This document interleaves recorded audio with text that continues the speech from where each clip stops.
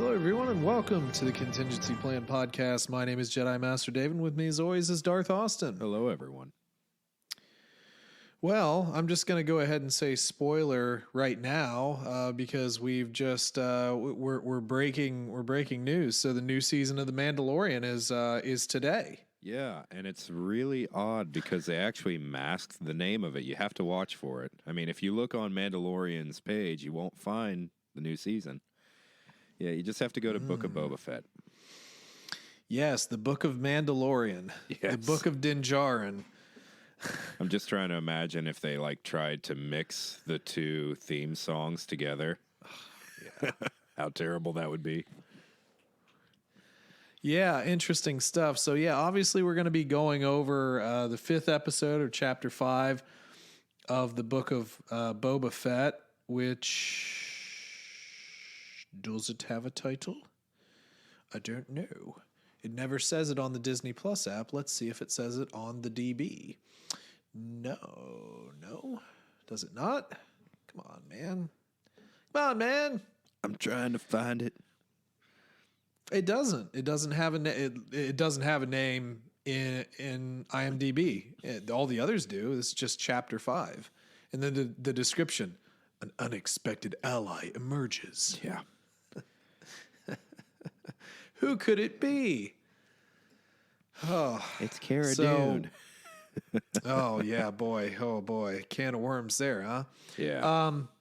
So yeah, we're obviously going to discuss the episode, but probably even bigger news. Did you know that we recrossed 300 followers on Twitter this week? Why, yes, because we actually plan out our episodes and I know everything we're going to talk about beforehand. No, I didn't. That's awesome. How many times is that now? 5? Nah, this is the second time. Yeah, Twitter is just such a weird place. You lose followers and you gain them back and blah, blah, blah. Anyway, I just thought that was kind of funny. Well, we're about to lose them again after this episode. Well, we'll see. There could be some hot takes here, but yeah, man, how's your week been? Not too bad. I don't know if I told you or not. I started a new job Friday, and that's been fun. It's a placeholder job for sure. It's not fun. It's very boring. But other than that, I haven't really done a whole lot, honestly. Just, pretty boring week. Yeah. You're the Darth is actually going back to school Yes, for computer coding, or is that computer accurate? programming is technically what it's called, but yes, essentially coding. Hashtag learn to code. Yeah. Boomer. I'm older than you are. The 2-hour course. It teaches you how to print out Hello World, and you're ready to start at Google. Yeah, for sure. Get your Photoshop renewed and your, I don't know, Adobe Premiere. Sure.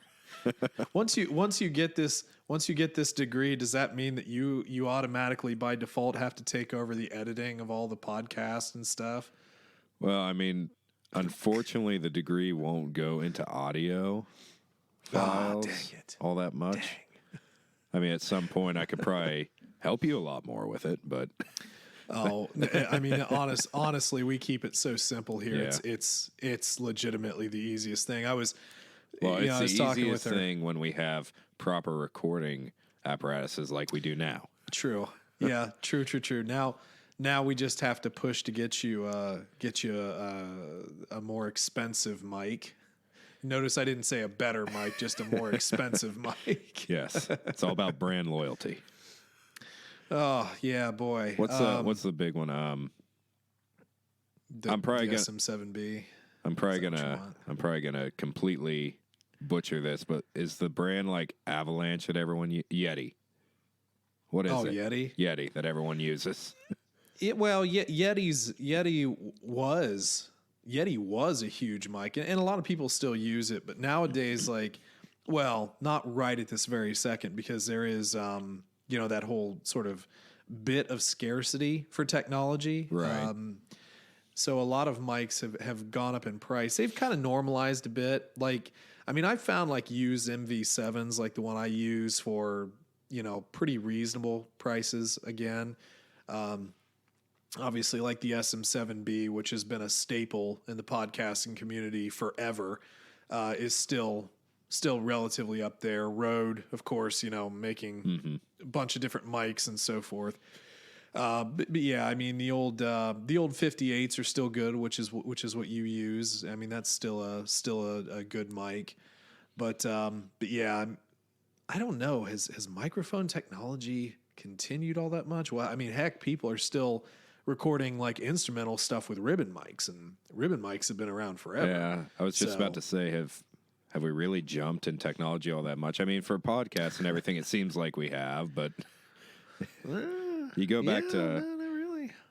I don't know. Music's different though. It's its own entity. People like to try and keep things as classic as possible. It seems like. I mean, Well, sometimes if it isn't broke, don't fix it. Yeah. Type of deal. I mean, like my guitar amp is very old technology. It's a tube amp. Yeah. It's very old. but it's tried and technology, true, and it's very easy to work on because everyone has learned how to work on it. Yeah, Sometimes 100%, taking new technology is not the route to go, depending on what kind of person you are. Yeah, it just all depends. I mean, like amplifier wise, I mean, back in the day when like solid state amps or digital amps started kind of trying to break their way through, and they weren't very good for a while, and then they became just as, I mean, now, like, I mean, this isn't Star Wars related, but like a Boss Katana is, one of the tops on the market. Fender has the Mustang that you got me. I mean, that's very comparable. You can do a lot with it, Yeah, the Mustang line, the Champion. Everybody has some sort of digital amp, and they're usually a lot cheaper, and lighter, and built-in effects and all that good sort of stuff. So, but yeah, I mean, it's still good to get to the tried and true as well. But anyway, so yeah, that was an interesting talk. Let's go ahead and move on. No, Audiophiles here, don't mind us. Yeah, well, there is one other thing that I did want to bring up today. So we had an announcement that we're going to potentially be getting some more games. So Eclipse was already announced a while ago, but it is essentially confirmed that there is going to be a Fallen Order sequel that is in the works. And I guess that there are like 2 or 3 other games, which I really haven't looked into all that much, but I guess one's like a first-person shooter from Respawn, I think. What else was there? I don't remember I didn't really look too hard into this, but essentially more Star Wars games. And I think that, Fallen Order was hugely popular. And it wasn't just popular amongst Star Wars fans. It was popular because it was a great, story-driven game. And a lot of people really got into it. And the gameplay was fun. It was engaging. The story was interesting. So that I think is definitely a welcome news, I would say. Yeah, for sure. It's kind of funny, not getting too far into this episode, but we kind of almost got an Easter egg today because of that. Yeah, for sure. But I mean, Fallen Order was an amazing game with a great story. For some reason, I don't know why.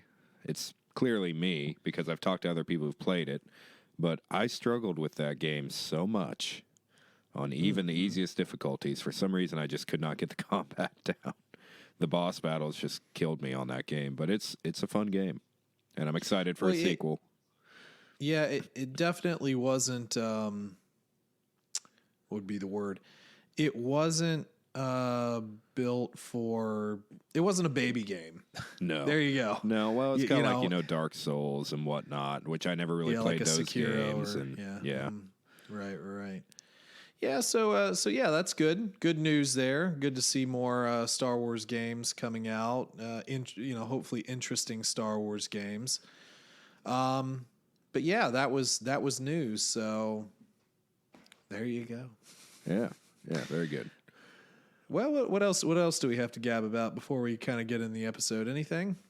No, I think I'm ready to, Okay. hold back quite a bit.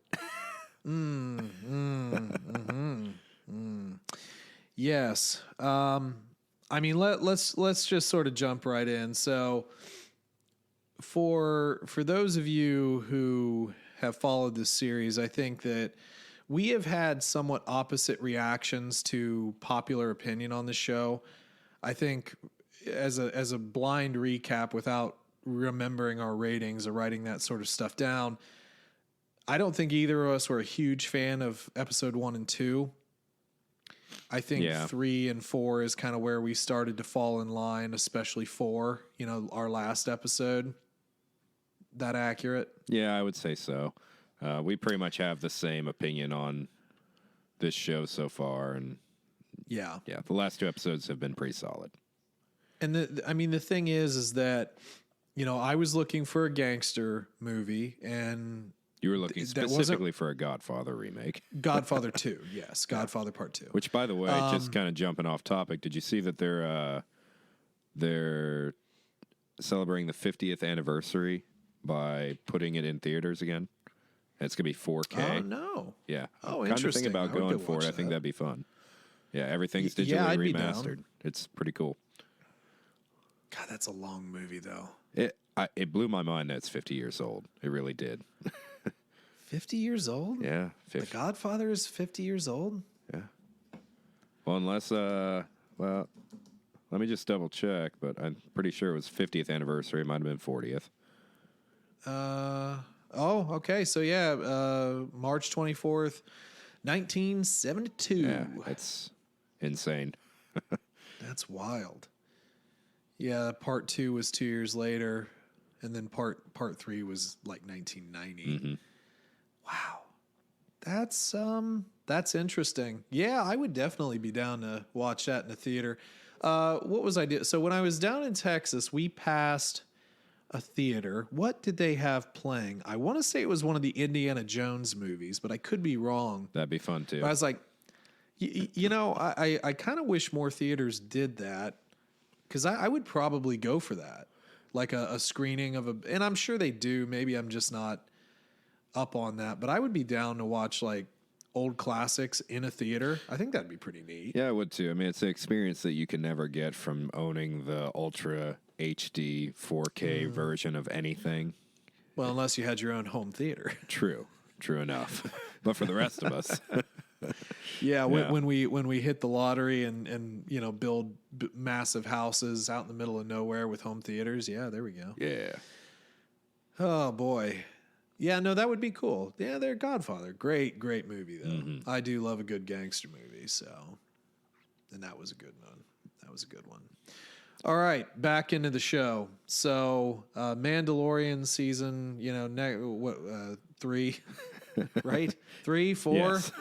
I'm forgetting. 5. Episode 1 of The Mandalorian. Look, I'm going to say this up front. I was a bit put off by this episode, not because it wasn't a good episode, but because it isn't the Book of Boba Fett. This legitimately felt more like episode 1 of The Mandalorian, the next season 3. Yeah. Yeah, we had talked about this. I mean, this should have been the opening episode by far for our next season. There's no tie-in whatsoever. Well, we didn't see Boba Fett in the entire episode. We saw Fennec Shan at the very end. Yeah, for about 20 seconds. That was... Yeah. We had 20 seconds of Book of Boba. The rest was all Mando. And it was a good episode of Mandalorian. If we're actually calling it what it is, it was a good episode. But I would say so. None of the exposition, none of the setup had anything to do with Boba Fett, and it was just kind of insulting, honestly. Well, and it makes you wonder how bought in, Disney or Lucasfilms is with this whole experiment with Boba Fett. And I got asked yesterday by Chase, my buddy Chase from These Are the Voyages podcast. He had said, so I know that this is, it's 7 episodes. Do you think they're going to do another season, or is it just a limited engagement? Because effectively on the internet, it doesn't really say that it's limited, but judging by this, I would absolutely say it's limited. And we're not going to do another season, because why would we? If you're, and I don't want to say wasting, but if you are spending a full episode away from your main protagonist, what would be the point in doing a second season? Are you just going to do it again? There wasn't an episode of Mandalorian season 1 or 2 where we didn't see Din Djarin, right? No, and I mean, I'm not like forgetting anything, am I? if you are, then I am too. And we had talked about this on a few episodes that we were very worried about Din Djarin being kind of pushed to the side. You know, Mando being pushed to the side for whoever the character of the week was. Yeah. I mean, even if we got into like the bigger ones like Ahsoka and Boba, I mean, even then we were like, oh God, Boba Fett's going to take over Mandalorian. And now it's the opposite.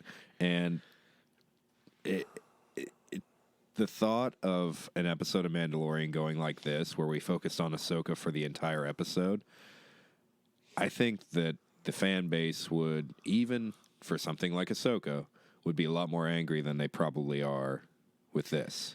You know, but I don't think that they would be because of the such a positive spit of feedback for this particular episode, because everyone has been going nuts. And right now on IMDb... Well, and that's my point. They're going nuts because it's Mandalorian. Well, taking away from Boba. If it was something else taking away from Mandalorian, I think people would be angry. I suppose so. But we're talking about 5,000 ratings, over 5,000 ratings now, on IMDb with a 9.5. Yeah. That's 9.5 rating. That's crazy. Yeah, and again, I think it's because people want Mandalorian. And here's the other thing, too. The other thing I was thinking about, it seems like, I mean, I guess this is the reason why they pushed the next season of Mandalorian back. Because it seems like the plan is to just incorporate him here. Yeah. And it's like either maybe they didn't think Boba Fett was going to be a very strong have a strong showing. Maybe they didn't have enough story in there because, again, this episode also diminishes the struggle on Tatooine for me as well. Yeah, because last week we had this... By way of the mechanic, They blow off everything happening with the Pikes and everything else. Exactly. And the whole thing is like the last episode we were like, we're going to war. I've got plenty of credits. We need muscle. And it's like, okay, great. But now it almost seems like you've diminished this whole going to war thing because you took an entire episode off to follow Mando, which I love Mando. Don't get me wrong, I love him. But it just kind of is like, yeah. Okay. Yeah, sure. Take a break, whatever. And another thing that was kind of annoying for me when you think about it is, and granted, it's going to be a very small sect of people, but say you only watch Mandalorian. Only watch Mandalorian. You will not try Ahsoka. You will not try Kenobi. You will not try Boba Fett. And then you go into season 3 of Mando. This is a lot of exposition that you'd miss. A lot. And I understand tie-ins. You have the right to do that with any tie-in, but it is so heavy-handed. You go through so much of what's happening between the last time we saw Mando and when we're going to see him in season 3, episode 1. Even small references like the Victus reference of, you saved me and I appreciate you. What was that about? What was there's so much that could be missed potentially with a certain more casual audience that doesn't care about Boba Fett. And there are people out there like that. Yeah, that's actually a really good point. Because what did I complain about? Why didn't we see Boba Fett shoot Bib Fortuna in this show? And we did eventually. We did. But it wasn't in the beginning, and that's kind of how I would have started it. Just, again, personally, not a director, not a writer, I get it. But that just would have made more sense for me.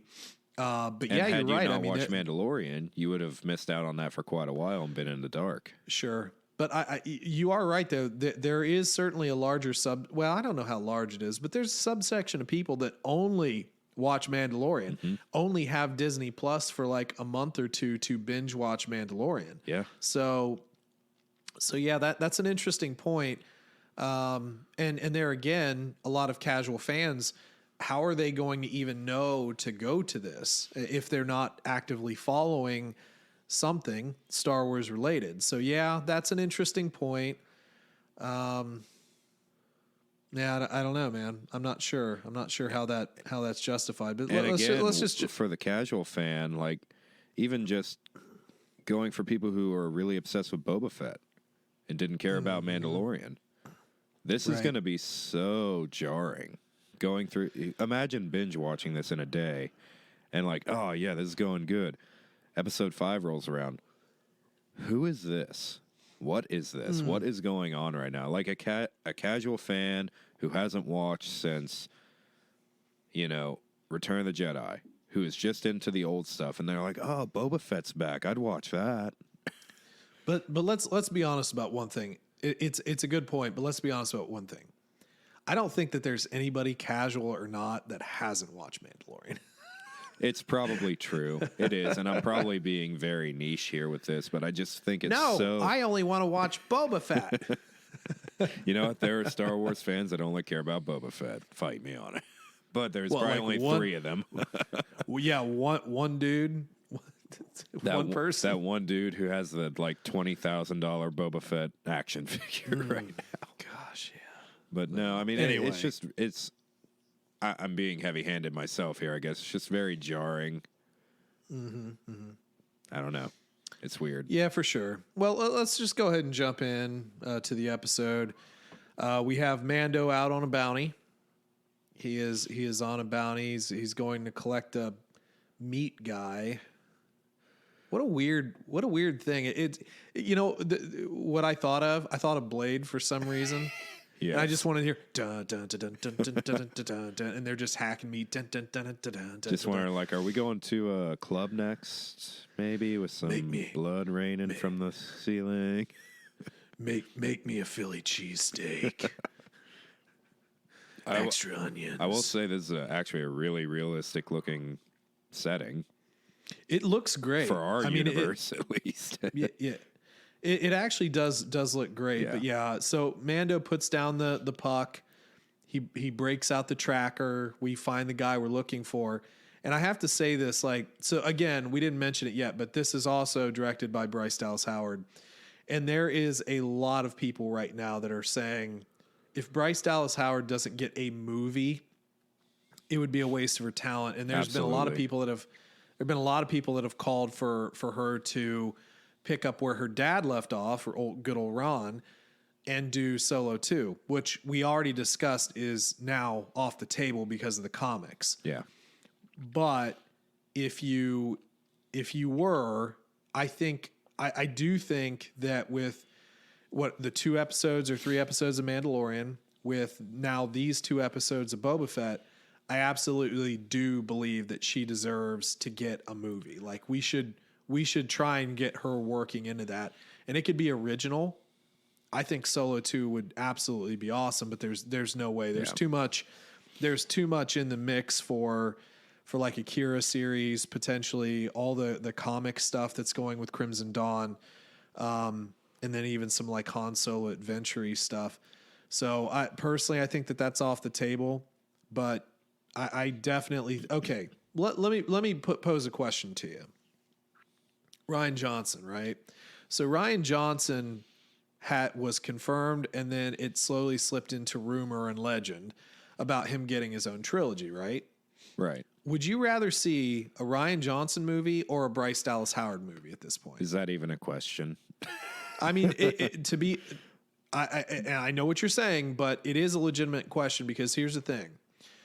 I know a lot of people, Last Jedi was divisive. I get that. But like, it's clear that he is a good filmmaker because The Last Jedi was beautiful, and he follows up with Knives Out, which was a very serviceable popcorn flick. I actually enjoyed it. I watched it in theater. I thought it was good. It's not something I need to watch again because once you figure it out, it's done.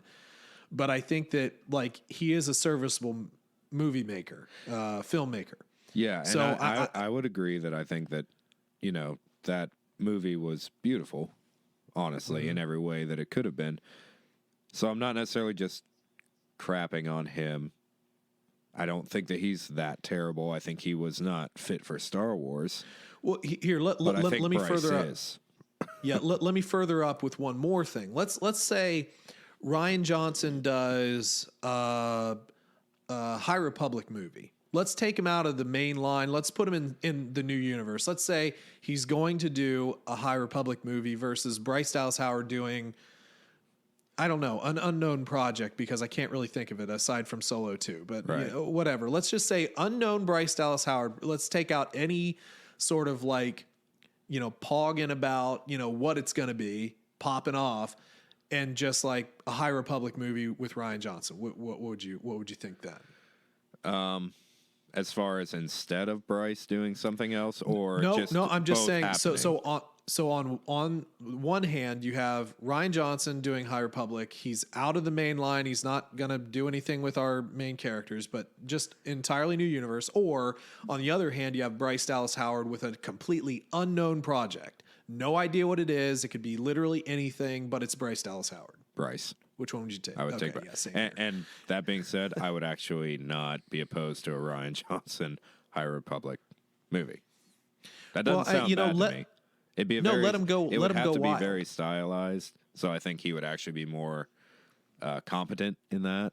And it'd be something that doesn't have as much established lore that he could mess up, because I don't think that he took enough time to really study the lore to get a movie right. And I don't think High Republic would be a problem there.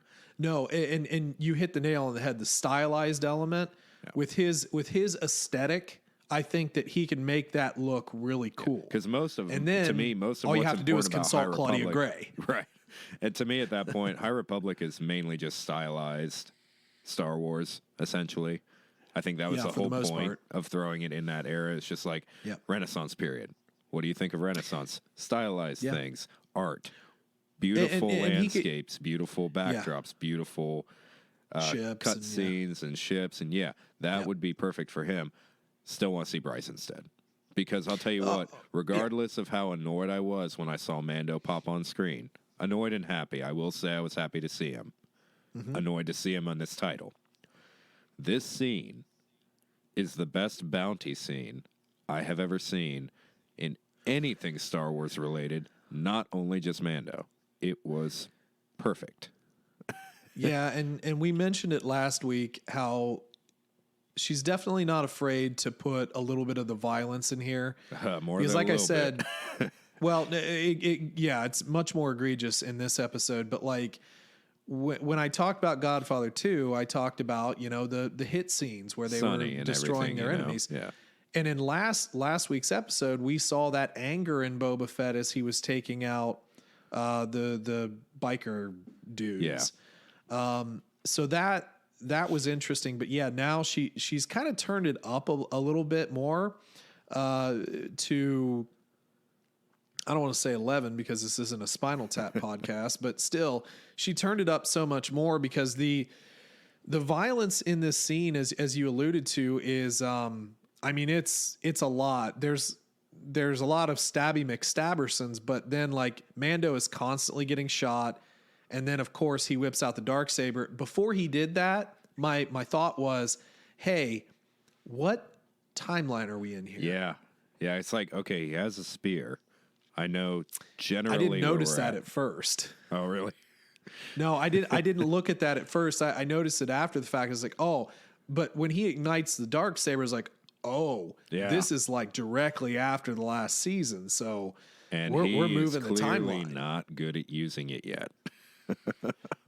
Well, and we He's get super we get some clinky. lore. We get some Yeah. lore with that eventually, which we'll talk about. But just in reference to the scene, he even cuts one of these like cow deals in half as he's slashing around. He And stabs right somebody before in that, the gut. I'm like, oh, so we're going kind of PG here. Like we're not even going to actually kill anything with the Darksaber, because he's got the little like knife wrist thing going on where he's stabbing people with that, and he's hitting people with his gauntlets. Like, oh, Dude, he cut someone in half. He cut someone in, and it's not off screen, because even when we got that first scene in Mando when he decapitates the dude in the door, we don't see that necessarily like fully. This is completely in frame, And it's a bounty. through body. Like this is not a main character, but like the main target. Yeah, Just because he pissed him off and almost hurt him, Well, he also hurt himself too. He Yeah. kind of stung himself with the say, and this I that kinda I thought love was that. kind of Well, same here, because with the Jedi, they're proficient with their sabers. But it would have been interesting to have seen like Luke in the original series, in the original with trilogy, hurting himself with a saber at least once. Yeah. But of course, Luke is Luke, and Mando's not a Jedi. He doesn't have the Force. Well, we'll see what happens later. But currently, he doesn't have any Force abilities. So yeah, he pops himself right on the calf. Yeah.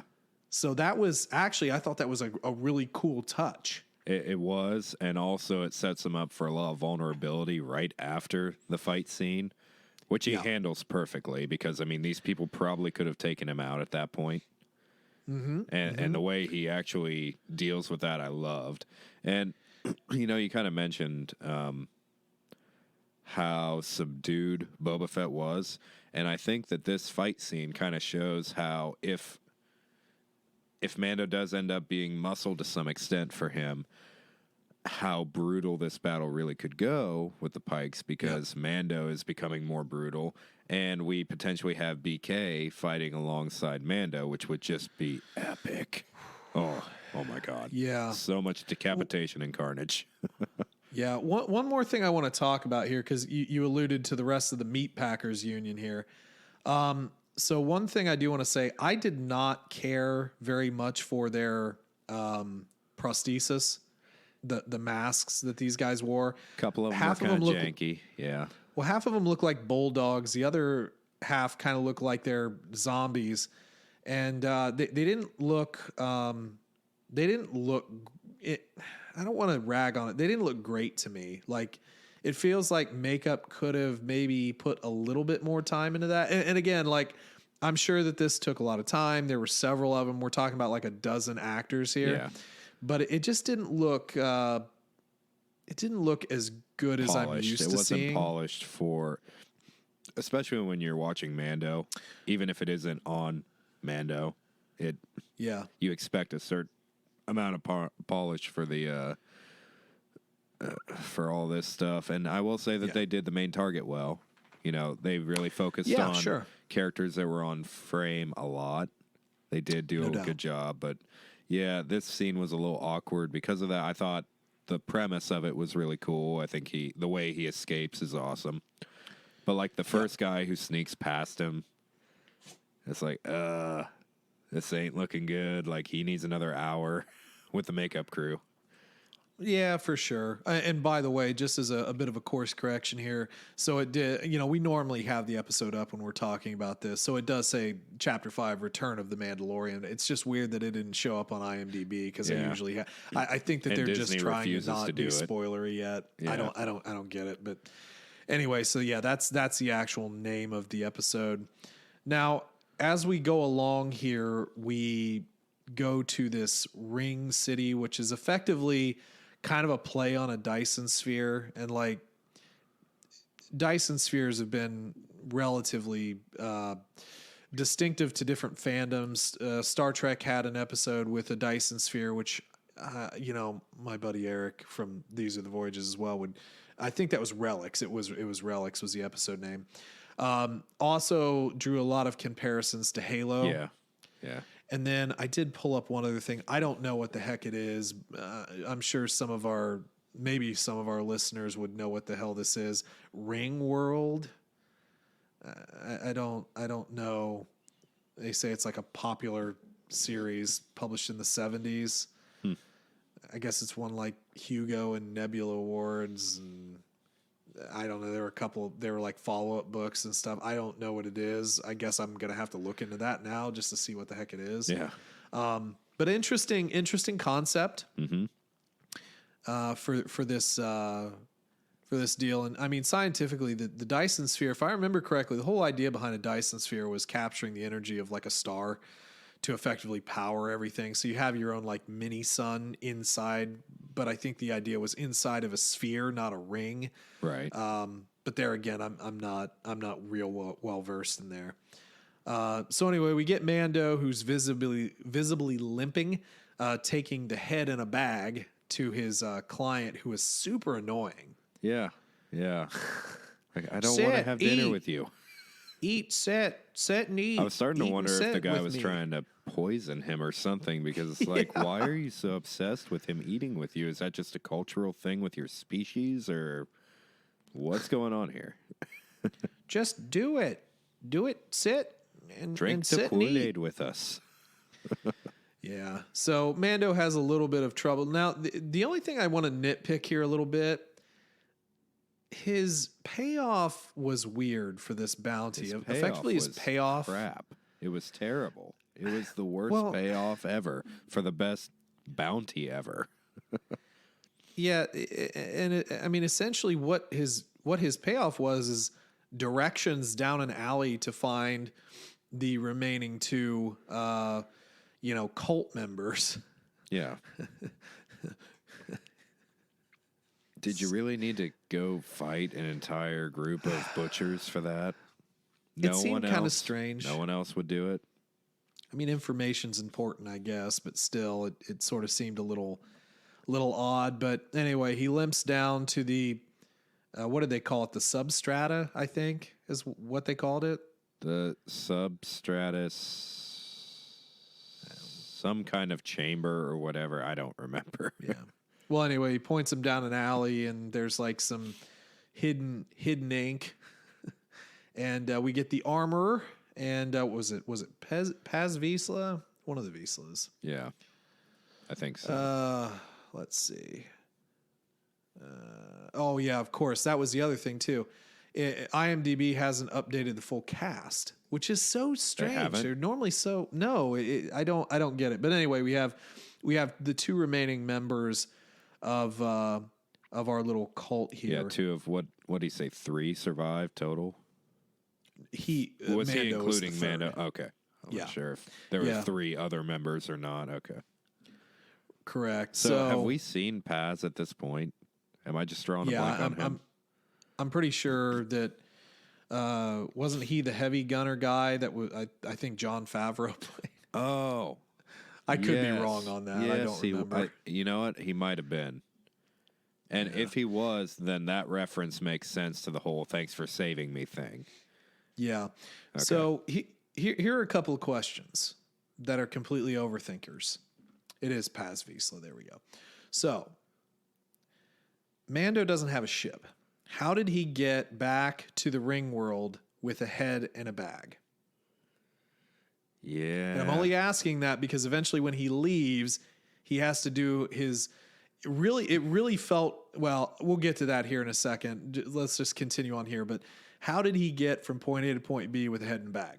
Yeah, all I can think is maybe it was part of the bounty and it was like prepaid passage to and from the target, but Maybe. I am filling some plot holes there. I agree. Yeah. It's not big. It's just, my logical brain. So he gets healed. He shows the armor, the Darksaber. And she kind of explains a little bit of the Darksaber, the Darksaber's lore to him. And again, this is one of those scenes where it's like if you weren't watching Boba Fett and you were only interested in Mando, this scene is kind of vital. Mm-hmm.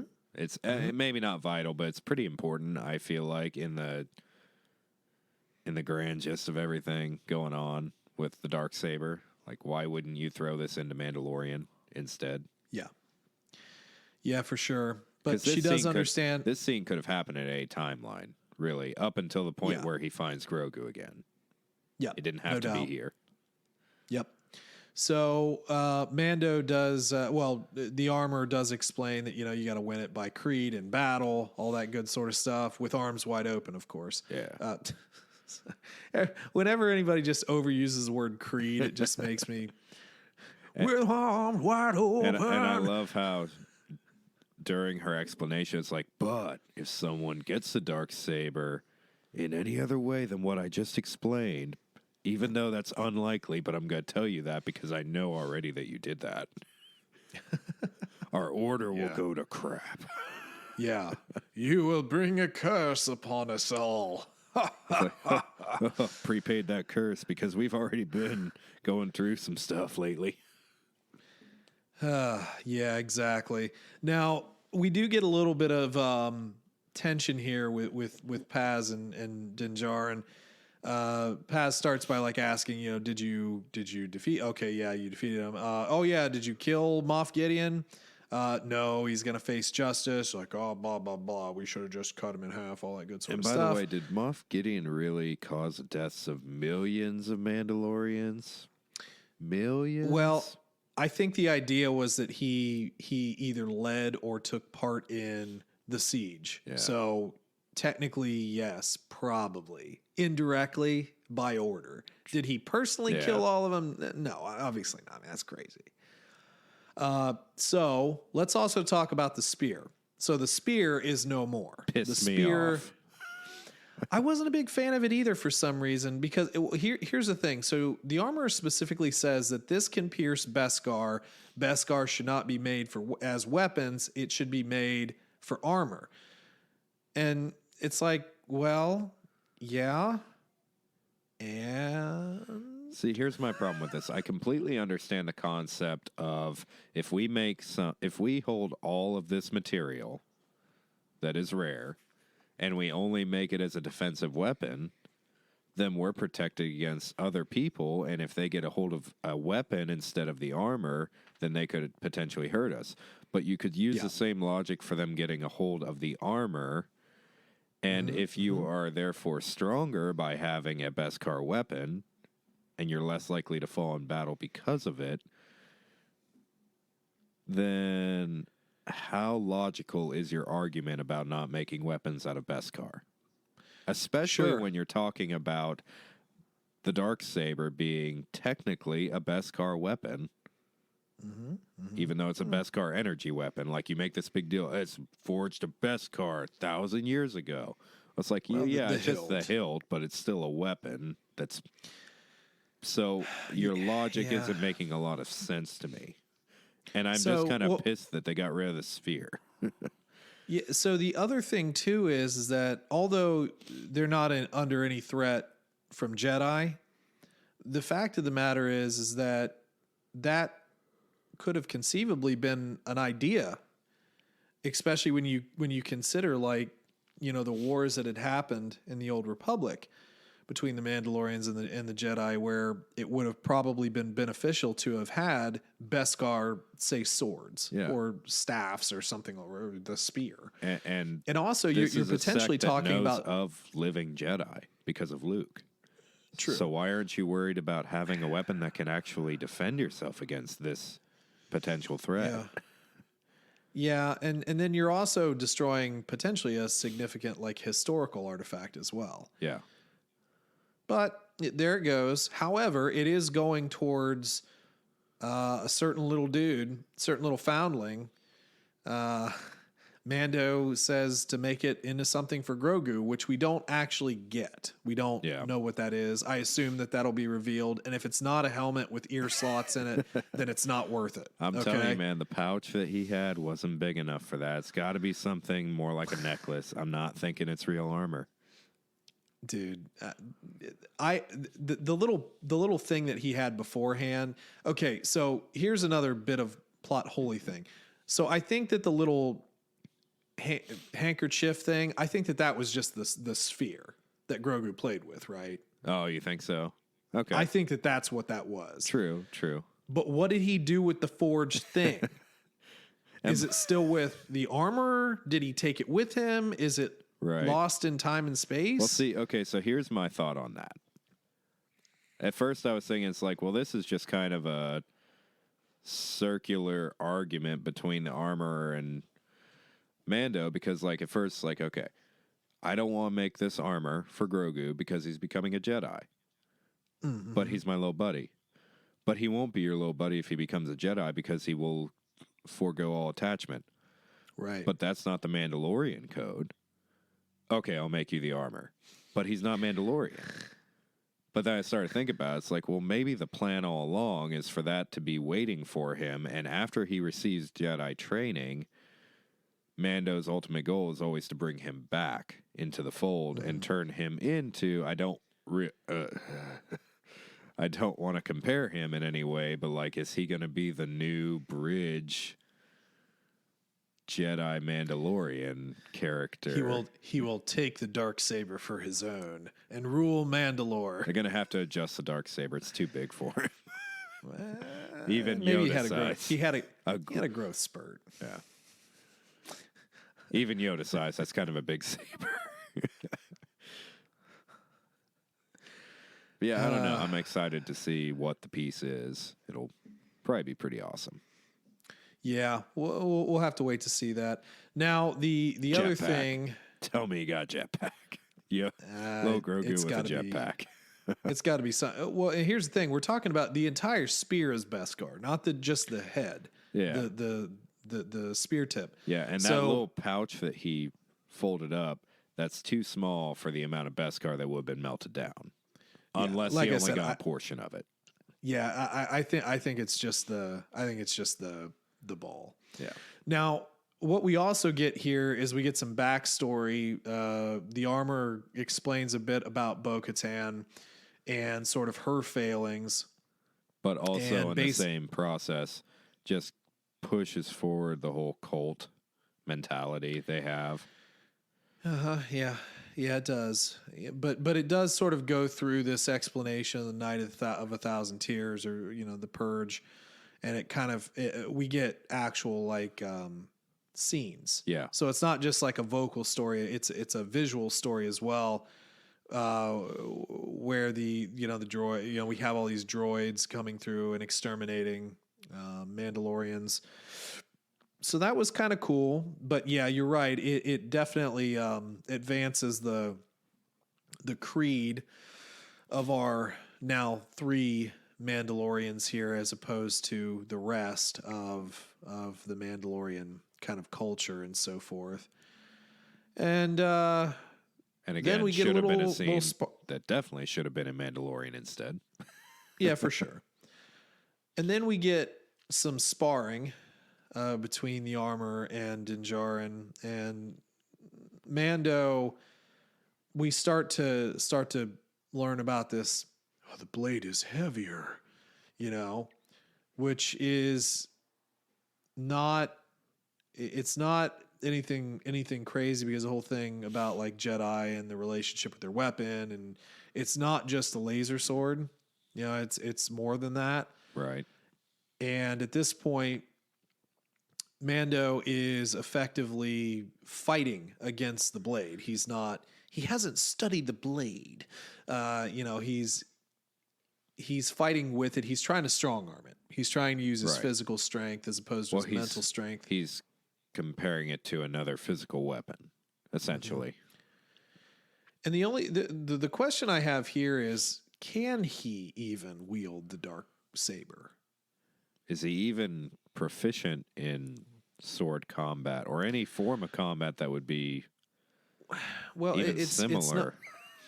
It's not that, though. For me, it's the fact that he's not a force wielder. And granted, we did have I am completely forgetting her name. No, in Rebels. Sabine? Come on. Sabine. Yes. So Sabine learned how to wield the Darksaber in combat. She was taught by Kanan. Yeah. So, and she wasn't a force wielder that we know of, but I guess the force could have awakened in everybody for all I know.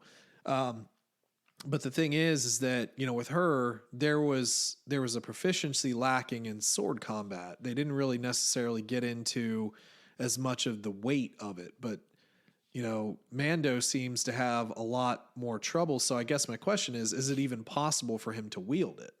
Period. Yeah. I mean, it would be, he's essentially fighting against all the training he's already had up until this point, in a way. Yeah, for sure. So next up, we have our duel between Paz and Mando. Because Paz is effectively claiming this sword as his family right. Yeah, as one of his ancestors who forged it.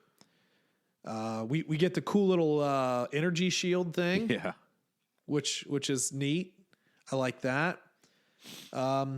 And this battle, at least for me, does kind of prove that Mando can't wield this saber now. And I am glad that they didn't go straight to him being able to be proficient with it. Because effectively, go ahead. I would say it brings up a lot of potential for either Ahsoka or Luke to train him in it, which I think would be epic. I think it would be kind of cooler in a way with Ahsoka just because they already have a relationship, but at the same time, it'd be great to see more CGI Luke. Well, yeah, I was going to hold on that for a second, but we might as well. Towards the end of the episode, Mando is going to go check up on Grogu. So, yeah, that's kind of actually something that I thought about. Like, is he going to be, potentially a student of Luke to learn how to use this saber? Would Luke even be interested in that? It seems to be the most likely scenario just because who has Grogu? Luke has Grogu. Right. So, and it still does kind of, put some fan stuff out there. It's like, Luke and Ahsoka could totally meet, man. I mean, it would be I knew your father. It would only be one of the most beautiful, epic moments in Star Wars history, But I mean, how important is it really, realistically? Oh, I think it would be. I think it would be massive. It would be the biggest upheaval in this generation of Star Wars, I think. Maybe. Honestly. But just to see like Ahsoka, it's like, you look like your father. Yeah. You know what I mean? Or it's like, Well, and at this point, keep in mind, Ahsoka is a more trained Jedi than Luke at this point. Granted, Luke has more potential, more power on his own right, but the idea of Ahsoka being able to train Luke in any way would be so beautiful and but even if it's not needed, and it's probably not needed at this point. Luke is already proficient as a Jedi.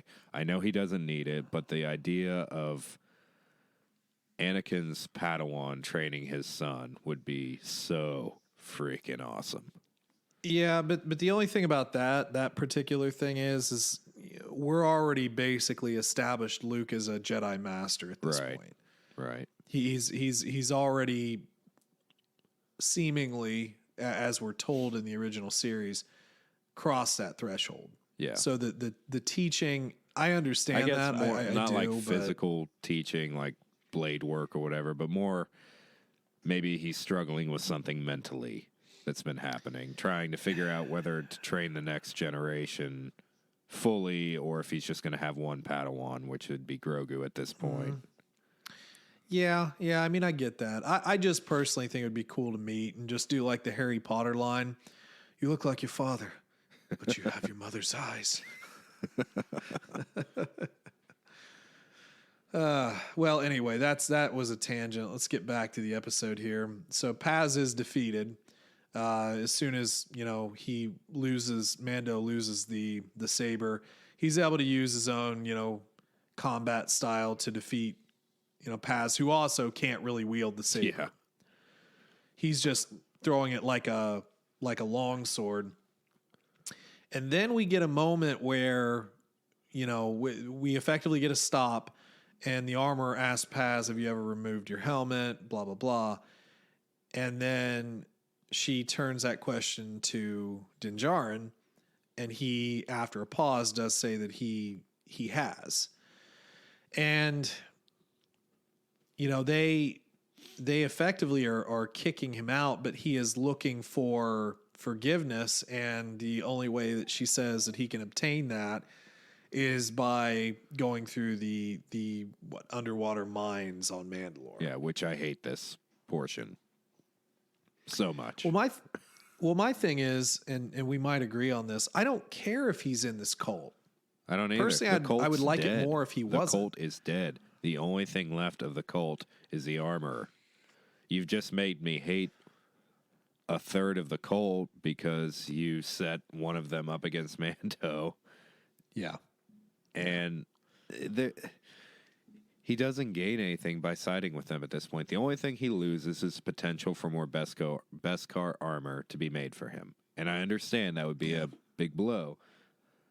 But this cult is holding him back. It's still controlling his mind. The fact that he feels the need after the epic jaunt he just had through the galaxy, feels the need to go to this mine and get this water. It's so stupid. He's beyond them. And it just kind of goes to that cult mentality where no matter how intelligent of a person you are, if you subscribe to the teachings of a cult, you're essentially a puppet. You're controlled. Well, some could say that the Jedi Order was a bit of a cult. Oh, I wouldn't argue with that at all. Yeah, no, I'm with you. I'm just not interested in that particular version of the Mandalorians because I enjoyed Clone Wars Mandalorians. Yeah. I just did. No, what you enjoy is actual Mandalorians. Mandalorians already had an established lore well before this series, and this wasn't a part of the lore. Yeah, basically what this cult would do is make them more like a zealots, never removing your mask, all this, or your helmet in front of people, all that good sort of stuff. Which she making didn't it more even of like ask the question properly. She only asked if you've ever removed your helmet. Yeah, logistically, well, I you think have she knew. to eat, true, to bathe, for true, everything. True. So it's just kind of, it was odd. Yeah, true. Now let's talk about airport security and the TSA and going on a nice little flight Little mini Greedo and everything. Yeah. It was weird because it just felt like literally getting on an airplane. Like you're stopped at security. Especially you're gonna have to turn over your finally weapons. Got to, experience it for yourself. It's just like deja vu. It was just kind of, it was interesting, but he does empty all of his weapons. I did worry that he would get the crate and something would be stolen, like Right. Paz came back and like stole the saber and he'd have to find it again. Thankfully that didn't happen, so we didn't In have another that episode of Boba. Yeah, exactly.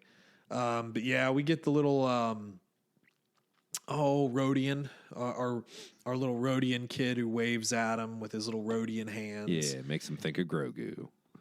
Yeah, and he takes out his little bag. It's like, oh, it's got ears. It looks exactly like him. I do like that he has a seat for his jetpack, though. He probably had to buy 2 seats for that. He's either buying 2 seats or flying first class just to be able to have his jetpack. Yeah, that was kind of funny. Why so would anyway, that be allowed on the plane but not the weapons? That's what I would like to know. Dude, The ship. I'm sorry. Now I'm really thinking of our universe, not plane. Yeah. Ship. Yes, the ship. And another thing that made me worry is that the droid was actually like malfunctioning. Yeah. Too. His speech was stuttering when they got there. But anyway, he's got his weapons, and then we see a BD droid. Yeah. Like in Fallen Order. Yay, BD. Our little cow buddy. Yeah. And then we get our mechanic.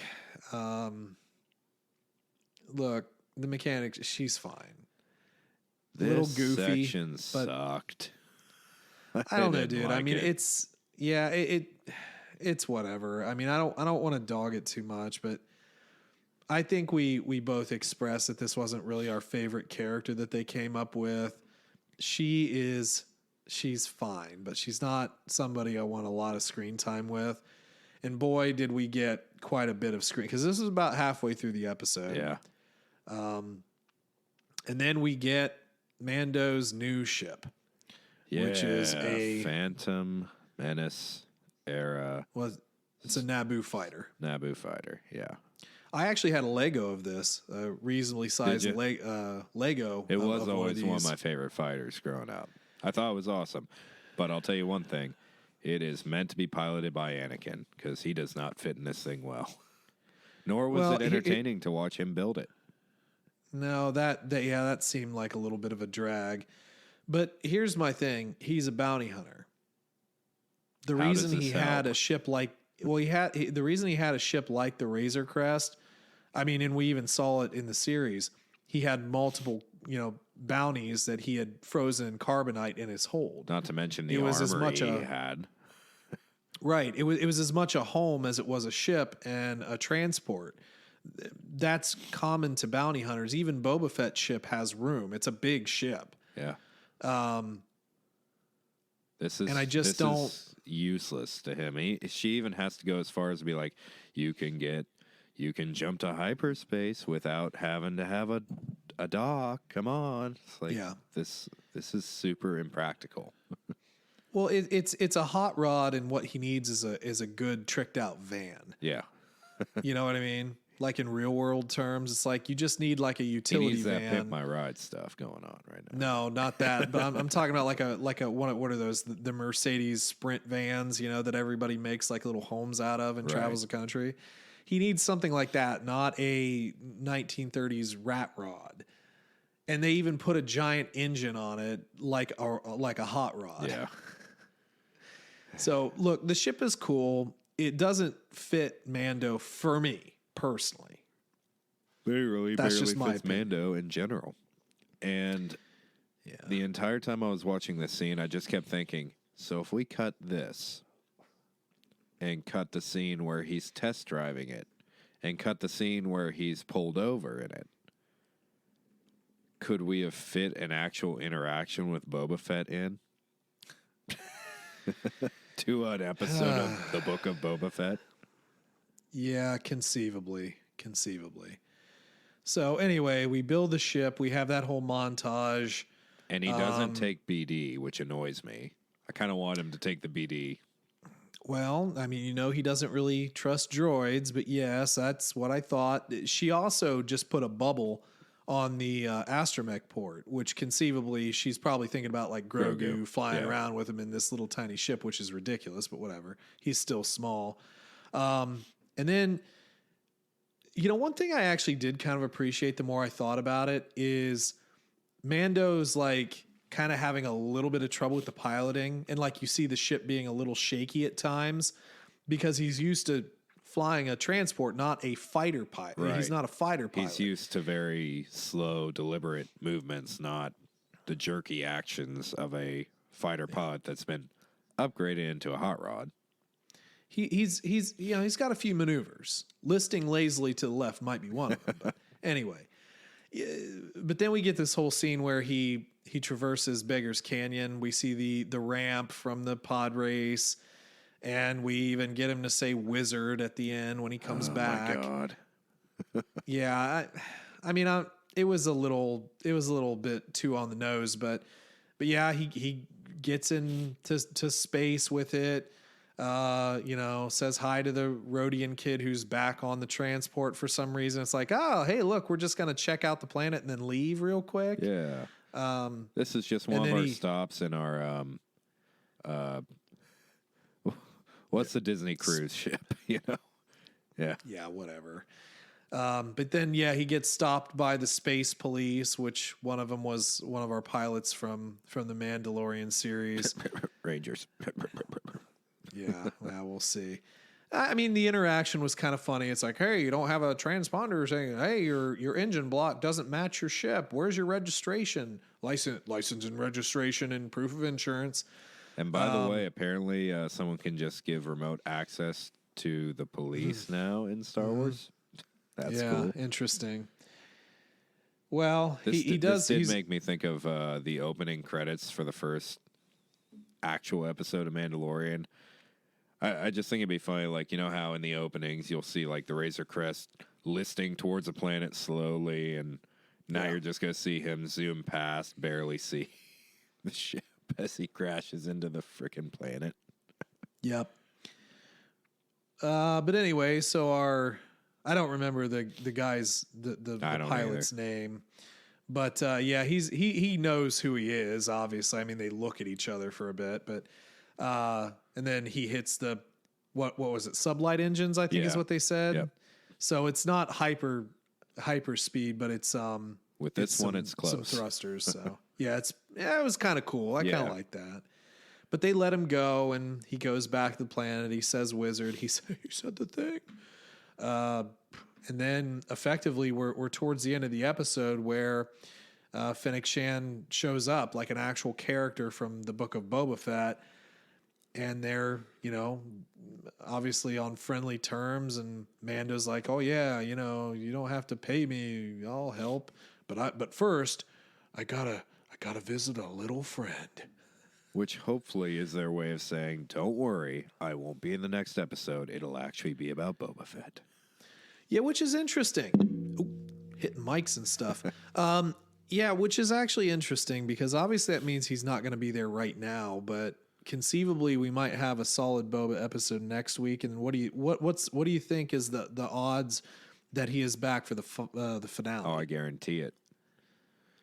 I mean, I said earlier that it would be cool to see BK and him fighting side by side. I think that's exactly what we're going to see.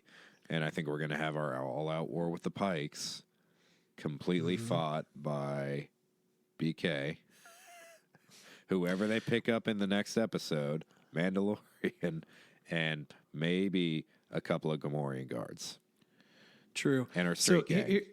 Here's the other thing I would think about.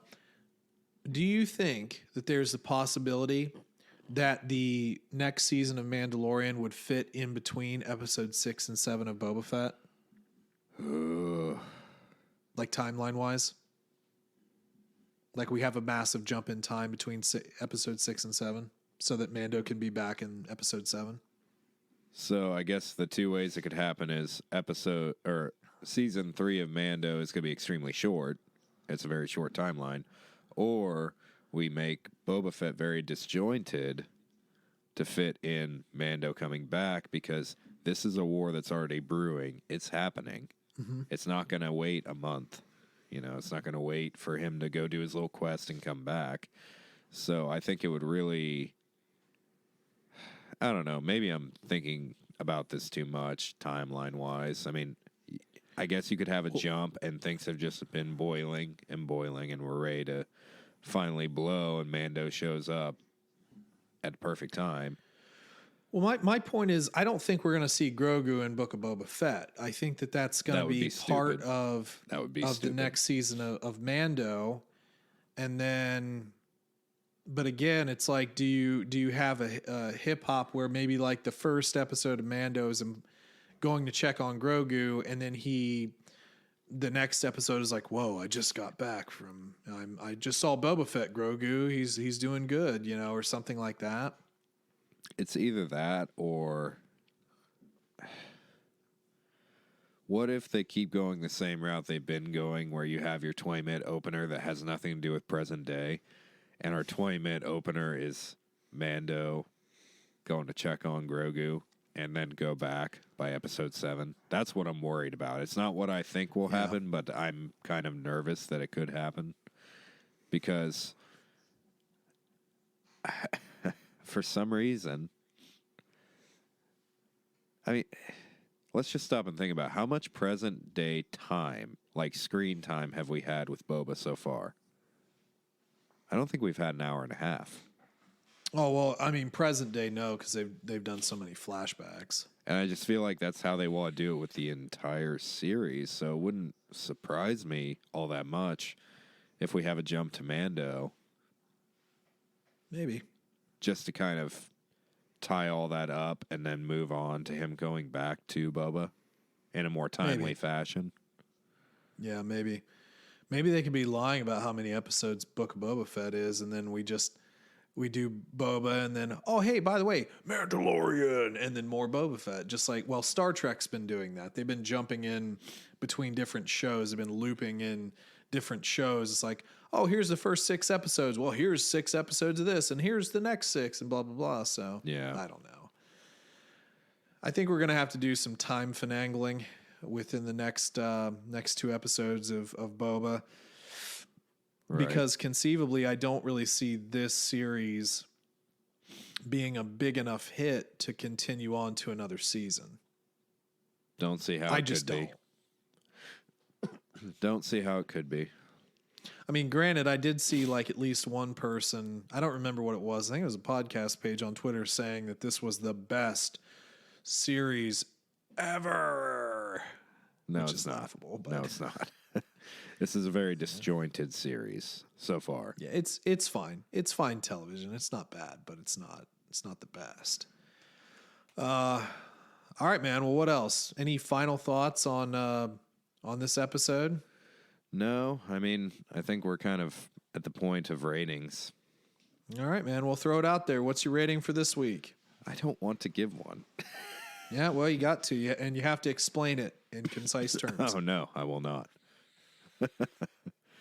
I feel like we Your should doctoral thesis. I feel like we should be giving this 2 ratings. I really do. Like, Okay, yeah, I mean, because yeah, rated truthfully, as it's a a Book Mando- of Boba Fett, it's a rated as a Mando Mando episode. episode. Yeah, sure. as a Book Do of it. Boba Fett episode, it's a 0. It's a terrible book of. Harsh. Okay, I will probably feel differently about this episode after the entire season is said and done, depending on how Mando moves the story forward, potentially saves Boba from some really tight bind, bad situation, something like that. Sure, I will eventually like this episode, probably. But as it stands right now, as far as the series goes, it barely moved the plot forward at all. And we didn't see our protagonist once. Mm-hmm. It wasn't a good episode of Boba. Sure. So as a Book of Boba episode, I'm gonna give it like a 6. Okay. As a Mando episode, if we could ignore the mechanic scene, I think it was really good. You know, our bounty was really good. We had a lot of exposition. We learned a lot about Darksaber lore. We had a little setup for what's going on with the cult, you know, Mando's little family. So I thought that was really cool. And it's giving us a lot of hype about seeing Grogu and Luke again. So that portion of it for me is awesome. But the mechanic scene kind of really, and I've said this for every episode of Mando with the mechanic in it, I don't really like the mechanic. And it was really overdrawn. So that kind of lowers the standard for me a bit. So I'll give it like a 7.9 because of the boy. mechanic scene. I can't say it's Wow. a really, really good episode because of that. Okay. It kind of ruined it for me. Okay. But Fair. everything other than that with Mando was awesome. It was absolutely awesome. Mm-hmm. But a third of the episode was crap. We even got classic Mando walking scenes. Yeah, and we got our I can bring you in cold or I can bring you in warm comment, which in that scene was really cool. Yeah, I mean, it was a good episode of Mando, but the mechanic ruined it. Because it just kept making me think, this is time that Boba could be on screen. This is stupid. Sure. You know? Sure. All right, yeah, I guess that's fair. Yeah, I mean, it was a really good looking episode, you know, and as far as a plotted episode for The Mandalorian, I think it was relatively strong. But yeah, I mean, I don't I should really like make a spreadsheet and actually figure out what our ratings are one day. Probably. I don't really feel like it, but maybe one day I'll do it. But like, if I think back on some of my favorite episodes of The Mandalorian, though, I can't. I don't necessarily think that this would have been, you know, like a top 3 in Mando. I think it would have just been like a really solid episode, but not the top for Mandalorian. And, you know, as far as a Book of Boba Fett episode, it's not a Book of Boba Fett episode. It's a Mandalorian episode sandwiched into a series that clearly there isn't very much confidence in, unfortunately. I'm really having a really difficult time rating this because, again, it was good. It's just in the wrong series. And yeah, I mean, the bounty scene was great. The very violent, but great. The cult stuff was, you know, interesting. The shipbuilding thing, I just think is off. And I only say that because, I mean, it's not realistic for Mando to have a hot rod when, again, what he needs is a Sprinter van. So it's not like he can do a bounty in that thing. I mean, I guess he could, but, you know, if you have to bring somebody back, where do you stuff him? Well, the bounty that we started with would have been perfect for that. True, you could have put the head in there, although that's highly unsanitary. Especially for But Grogu anyway- to sit in afterwards. Yeah, no doubt. But yeah, I mean, it was fine. I mean, the mechanic stuff I'm not as hard on, but it's again not my favorite character that we had from The Mandalorian. But it was okay. But I will say, the nostalgia stuff. I know a lot of people were really popping off for that. For me, it kind of seemed a little bit forced in a way. I know we got mention of Beggar's Canyon already in this series, I think. And I think that was enough. I almost feel like they were just trying to play too much off of the nostalgia bug. But like I said, I could just go watch Phantom Menace and be perfectly happy. I'm not actually one of those people that needs a ton of Easter eggs, especially in Star Wars. I just don't particularly need that. So that's not necessarily a home run for me. But I think it's still a reasonably solid episode, but I'm having a hard time giving it a rating. I think my initial thought is like an 8.2. And I would be interested to see what my thought process is if it were just an episode of The Mandalorian, if it would be higher. But yeah, it didn't advance the story any. It was a really strange side quest that, albeit cool, kind of almost is disrespectful to the story you're trying to tell in a way, because you're not doing anything with it. I mean, we could have had another episode with the Power Rangers, doing Power Rangers, go Power Ranger stuff. Maybe the water guy comes and bashes their Vespas and destroys them. Yeah, and so they have to ride like actual speeders. Right. It's hard to even call it a side quest because it's not even for your main protagonist. It's almost like a game where like halfway through it's like, oh, the main protagonist is incapacitated. You have to play as this person now. Albeit a really cool person, but it's like, hey, Mando, the planet's being taken over by the Pikes. We really need some help. Oh yeah, sure, I'll do it, and I'll do it for free. But like, I've got to go. I'll be back in like 2-3 weeks. Can it wait that long? It's like, no, you don't understand that the Pikes are here now. They're murdering everybody. They're spicing everybody up. We need help. It's like, yeah, I'll help, but like later. That would have actually been a Bye. cooler. I know it sounds stupid, but it would have been cooler for me. Like, okay, keep the mechanic scene in, all the goofiness, all that garbage, but then the ship blow up when they try to start it. And he's like, okay, well, now I'm stuck. And then Finnick shows up and they offer him a version of the Razor Crest if you help me out or something like that. I think he needs to get a Razor Crest back. Yeah.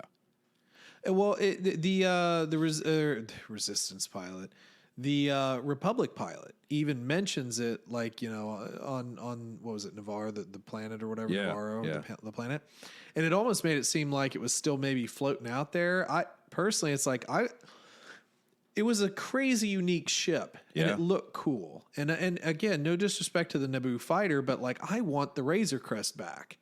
It was kind of sad when they destroyed it. Yeah, I know a lot of people were sad too because they bought that stupid expensive Lego and then they destroyed the ship in the series after they released the dang Lego.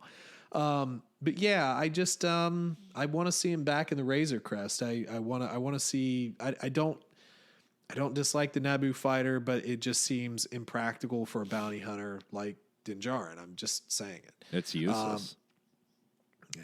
So anyway, that's pretty much the episode. Anything else we need to touch on? Have we exhausted our time? Yeah, I think we're pretty much good to go. Cool. Well, folks, we would love to hear what you thought of this episode. I know that our ratings and maybe our discussion is way off from maybe what some of you thought. I know it certainly wouldn't be the agreed upon mass rating on Twitter right now as to what this episode is. Obviously, there might be some differing opinions, but that's cool. So let us know what you thought of it, and just tell us what you're thinking of the series. We'd love to hear from you. You can always hit us up on Twitter at TC Plan Podcast. Facebook's out there. Or if you want to just send us like a longer sort of transmission via the internet, via the mail, the electronic mail, the email. That's tcplanpodcast@gmail.com.